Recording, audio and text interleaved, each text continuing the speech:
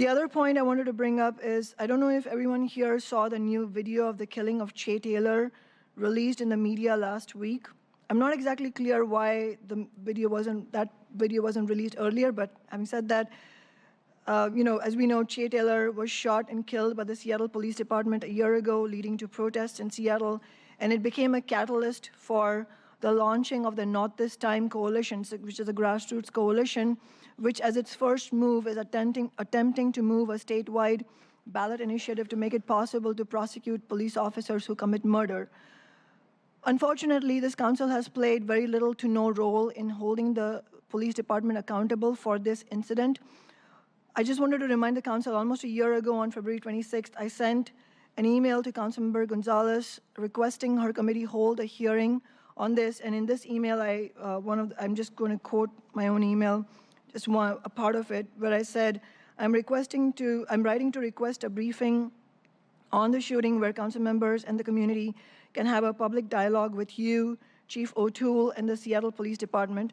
I assume that the Gender Equity, Safe Communities, and New Americans Committee will be the most appropriate place to have that discussion, as you are responsible for overseeing the SPD. It's really unfortunate that this committee has not held any agenda item on this point, on the killing of Che Taylor, and urging city officials to take an active participation in the investigation and keep the police department accountable to the regular working people. And I now think that in light of the newest disturbing video, the council should hold some sort of public discussion with the community and the SPD. And as I had requested earlier, I would prefer also again that when we do hold this meeting, we have representatives from the NAACP and from the Not This Time Coalition at the committee. And if the committee does not have time or inclination to hold this hearing, then I will be happy to hold this hearing either in my committee or as a separate session. Also, I wanted to mention to my colleagues that I've asked central staff to find out whether there are in written protocols of the SPD that once officers, if a suspect has been shot and injured and the officers have backup on the scene, do the protocols obligate officers to find aid for the shot suspect? I'm not sure what the protocols say. So we've asked central staff to investigate it, and they've sent that question along to the Seattle Police Department, and I'm sure we'll have an answer today, and I'm going to be happy to share that with everybody. Can you, I didn't hear does the protocols require what again? Can you repeat that? That if a suspect is shot in an interaction with the police, and if the police have backup on the scene, do they have an obligation to get aid for the suspect who's been shot? Yeah. It's not clear. Thank you. This is a question that as soon as the video was released, a lot of community members sent that question to me, and I think it's a very good question.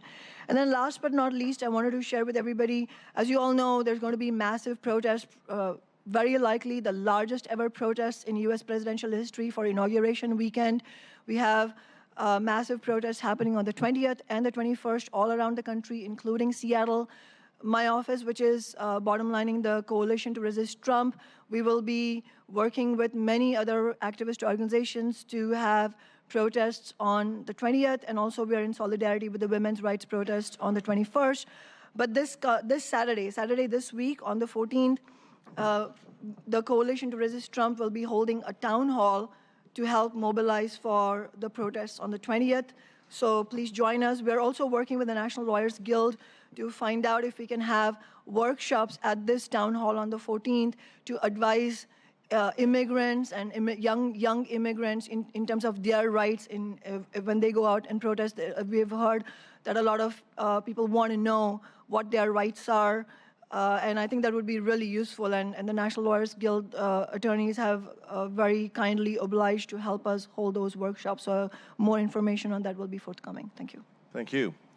Councilmember Johnson. Council President Harrell, may I just respond really quickly to a couple of things that Councilmember Sawant mentioned in terms of a meeting in my committee with regard to Mr. Taylor's death.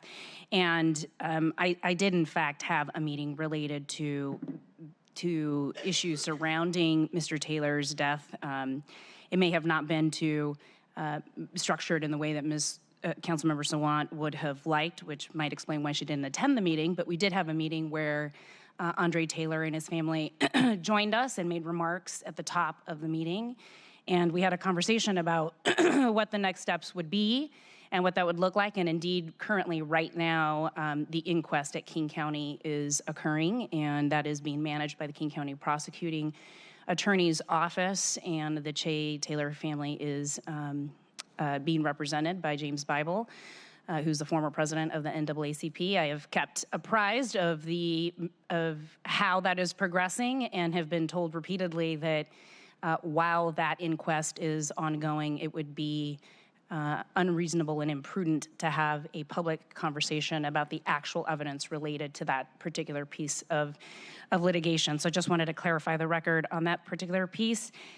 With respect to the video that was just released in the media last week, I also found that video incredibly disturbing as a former civil rights attorney that represented victims in police misconduct cases. It's my understanding that there were at least 7 minutes that passed by before any aid was provided to Mr. Taylor once he had been shot. The standard that Councilmember Sawant is inquiring central staff to look into is pretty clear from my perspective in constitutional law that officers are required to provide aid as soon as the scene is secure and that they're able to safely provide aid to a person who has been subjected to any type of use of force that results in visible injury. And I find it incredibly disturbing that it seems as though that might not have been done, and we'll follow up with the Seattle Police Department to inquire as to why that wasn't done and whether there were any findings by the Office of Professional Accountability or any intended investigation by the Office of Professional Accountability as it relates to the failure, from my perspective, to provide aid to Mr. Taylor that could have altered the outcome for him in this case. And it is absolutely just unconscionable to wait, in my mind, that long before providing aid.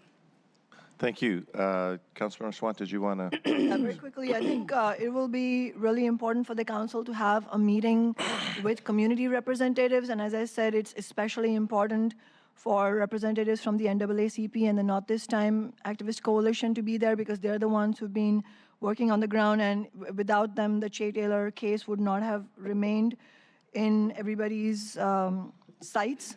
And I also think that the council should should not take this statement at face value that the SPD should limit what they say until the internal investigation has been completed, because as a matter of fact, Che Taylor was indicted in the media before any investigation results were released. So I think that in terms of just setting a good precedence for everybody's rights being protected, I think we have to take into account the actual fact that Che Taylor was painted as a criminal even though he was murdered by the police, even before any investigation results were released. So I think in light of that, it is absolutely appropriate for the council to hold a very open public discussion where members of the public are invited in a very active manner.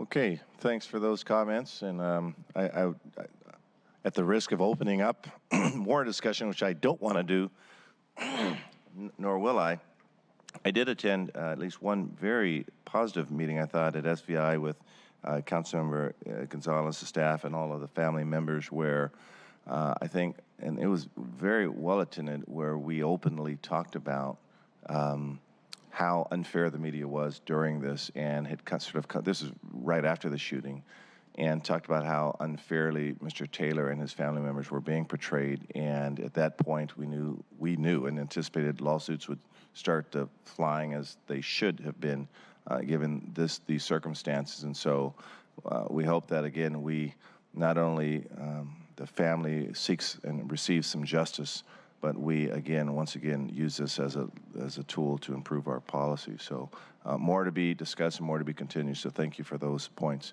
Councilmember Johnson, you're up. See if you could weave some zoning issues into this now. So.